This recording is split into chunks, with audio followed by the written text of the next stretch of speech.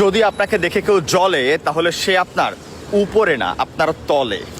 আর এটা আপনার সফলতার কথাই বলে।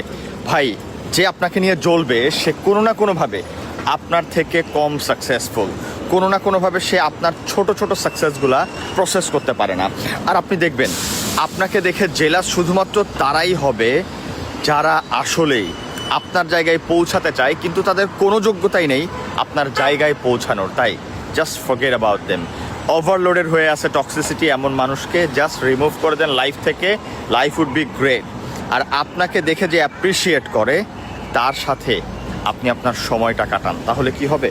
আপনি দুইটা জিনিস একসাথে পাবেন। একটা হচ্ছে একটা গুড টাইম পাবেন, আর একটা হচ্ছে মোটিভেশন পাবেন। So do not forget about the thing. আপনাকে দেখে তারাই জ্বলে যারা প্রকৃতপক্ষে আপনার দলে।